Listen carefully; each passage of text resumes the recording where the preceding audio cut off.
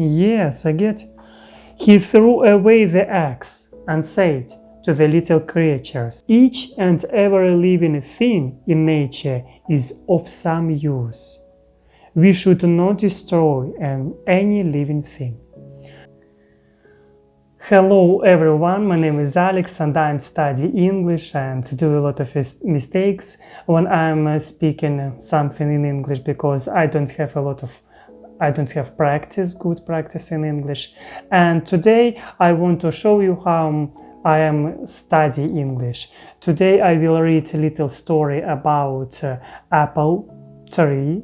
Yes, and I want to show you how I'm trying to understand the English world, and you can support me. Yes, you can leave like and subscribe to me.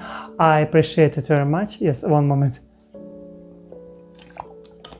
Yes, because when I'm reading, I try to drink a lot of water sometimes. Yes, and it is my first experience when I'm reading in front of camera, in front of you. Yes, and you can support me, I believe in that. Okay. The apple tree and the farmer. Once upon a time, there lived a farmer in a village beside a forest. He had a big garden that had an old apple tree and other plants, trees and beautiful flowers. When the farmer was a little boy, he spent much of his time playing with the apple tree. Those days the apple tree had given the choicest of apples to him. However, as time passed, the apple tree became old and stopped bearing fruits. Now that the farmer was not getting any apples from the tree, he decided that the tree was useless.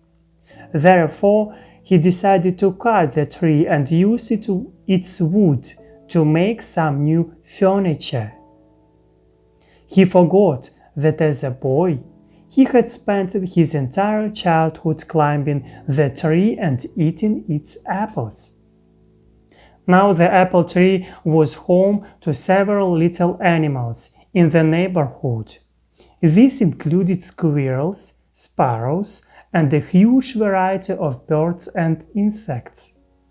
When the farmer took his axe and began chopping the tree, all the little animals came rushing down.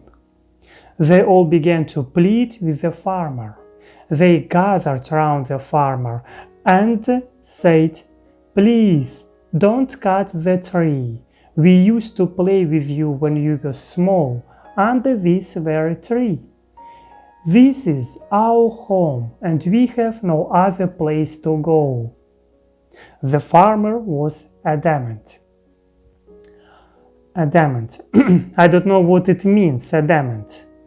Yes, I have here Google Translate. Yes, I get it.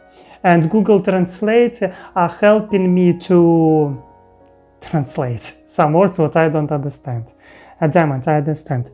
He raised his axe and the commotion grew. "Please, don't chop and destroy my home and kids," cried the squirrel. "Please, don't chop and destroy my nest," cried the little birds. "Please, don't cut the apple tree," cried the grasshopper. Yes. The farmer, however, forgot his childhood and his animal friends. He began to chop the tree harder. All the little animals became desperate and wanted to protect the apple tree at any cost. The little animals said, "We will sing for you when you are toiling away in the fields. We will look after your little boy. He will not cry, but instead will be entertained and happy. You will like our songs and will not feel tired." However, Their cries for help fell on deaf ears. Despite all their requests, the farmer continued to chop down the tree. I don't know what it means, deaf ears. Deaf. And how I must to read this? Deaf. Deaf. I said it deaf. Deaf ears. I get it, I get it word. Okay, and now where I am, okay. Yes, one moment. Despite all their requests, the farmer continued to chop down the tree. All of a sudden, he noticed something shiny. On inspecting it, he realized that it was a beehive full of honey. He took a little and put it in his mouth. The taste of the honey woke up the little boy in him. Suddenly, the memories of his childhood came rushing back. The honey tasted so good that he wanted more. It brought a sense of happiness to him. He smiled and exclaimed, "This tastes amazing." Realizing the change in the farmer's attitude, the little animals spoke in unison. The bee said, "I will always provide you with sweet honey."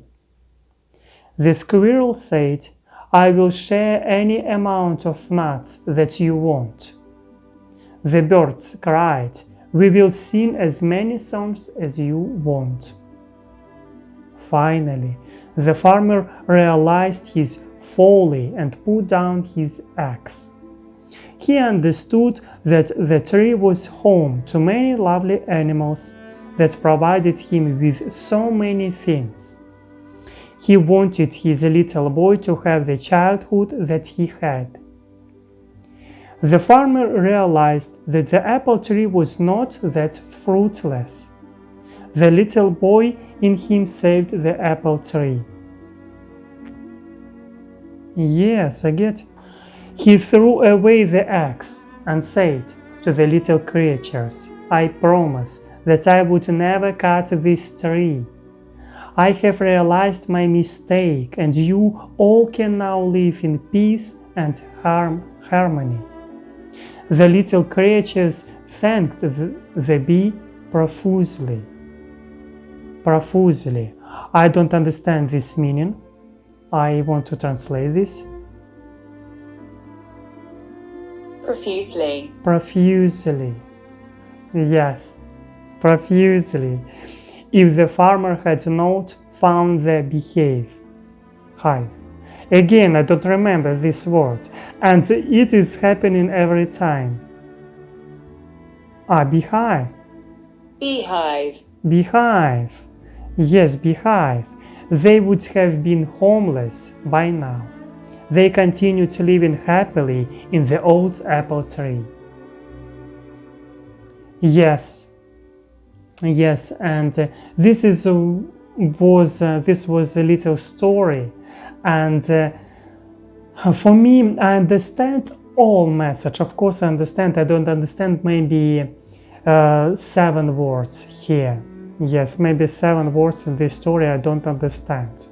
And it was interesting for me, and in this story I can find moral of this story.